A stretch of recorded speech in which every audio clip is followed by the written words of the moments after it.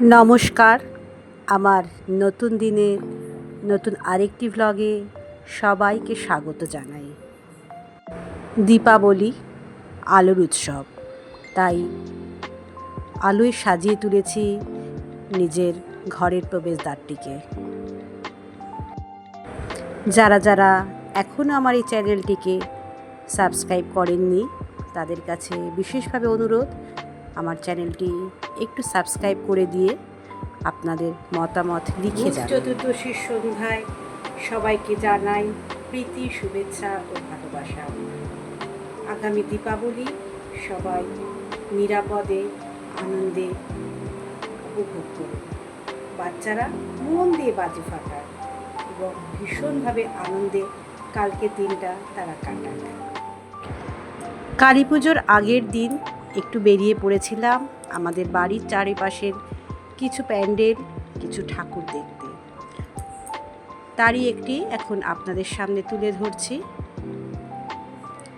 খুব সুন্দর করে সাজিয়েছে এই প্যান্ডেলটি।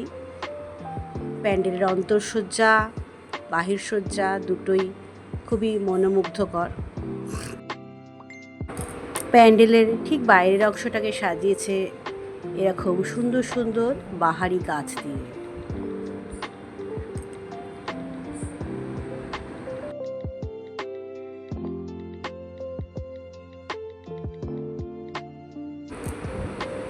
চলে এসেছি আমাদের আবাসনে।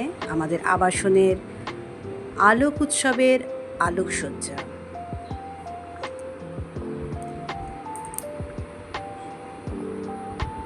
আমাদের মা চলে এসেছে।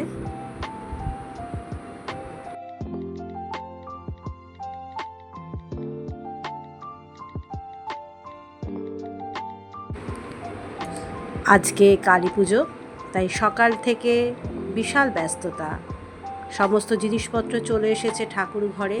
পুজোর সময় যা যা লাগবে, দশকর্মা, ফল, কাপড়, চোপড় সমস্ত কিছুই চলে এসেছে। সেগুলোর জোগাড়ের ব্যবস্থাটাই করা হচ্ছে এখন।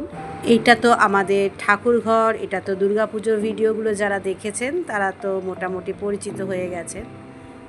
সন্ধেবেলা একটু বেরিয়ে পড়েছিলাম। রবিন বসে আছে। রবিন হচ্ছে আমাদের পুজোর সমস্ত কাজকর্ম রবিন খুব ভালোবেসেই করে থাকে। Helping hand Robin. আলোকসজ্জায় সেজে উঠেছে আমাদের এলাকার বেশ কিছু এলাকা। এই প্যান্ডেলটা খুব সুন্দর করেছে, খুব পছন্দসই হয়েছে। আজকে আমার এই ছোট্ট ভিডিওটা কেমন লাগলো লিখে